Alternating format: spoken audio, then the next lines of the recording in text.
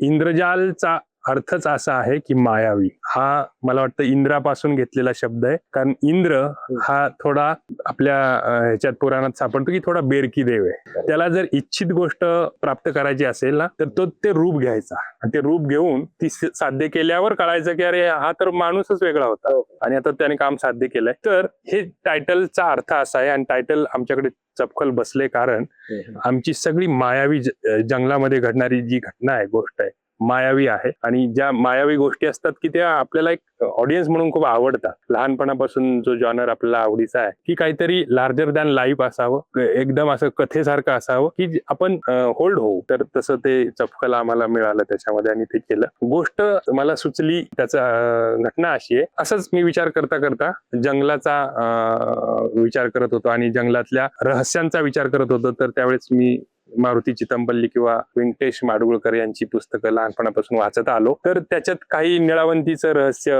त्याने मला खूप असं उद्युक्त केलं की अशा जॉनरचा सिनेमा असायला हवा. पण या सिनेमात मग अगदी परिकथेसारखी कथा पण नसावी आणि तो आज पण रिलेव्हंट झाला पाहिजे सिनेमा. म्हणून मला एक असं त्याचं बीज म्हणू शकतो आपण. जंगलामध्ये वीरप्पन हे नाव सगळ्यांना परिचित आहे आणि वीरप्पन हा एक दरोडेखोर होता, तस्कर होता किंवा एक मीडियाच्या समोरचं पात्र होतं की जे सिनेमातच बघायला मिळायचं, ते रिअल मध्ये होतं. पण ज्यावेळी त्यांचा एन्काउंटर झाला तर 20 वर्ष साधारणपणे त्यांनी हे सगळी माया जमवली होती आणि ते धन, अकूत धन अशा पद्धतीचं होतं. तर ते कुठे असेल आता, ते काय सापडलं नाही ना नंतर, कारण त्याचा एन्काउंटर रस्त्यावर झाला. पण तो ज्या 3-4 जंगलामध्ये राहायचा, त्याने ते धन आतापर्यंतच मिळवलेलं ते कुठेतरी गाडून ठेवलेलं असतं. मग ते बऱ्याच लोकांना माहिती की कुठे ना कुठं आहे. मग ते गुप्तधन कधी होतं, एखादं धन गाडून ठेवल्यावर त्याचं गुप्तधनात कधी रूपांतर होतं, तर मी माझ्या पद्धतीने एक त्याला टर्म दिलेली आहे की 12 वर्ष लागतात.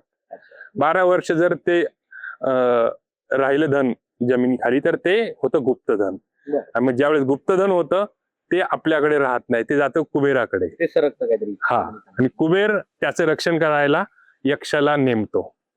मग यक्ष त्याच्यावर जबाबदारी असते की हे धन एका निर्मळ अशा आत्म्याला दे. पण त्याच्या बदल्यात काही अटी असतात, त्या खूप खडतर असतात. तर ही त्या नाट्य बीज आहे. खरं तर ही सुचलं आहे.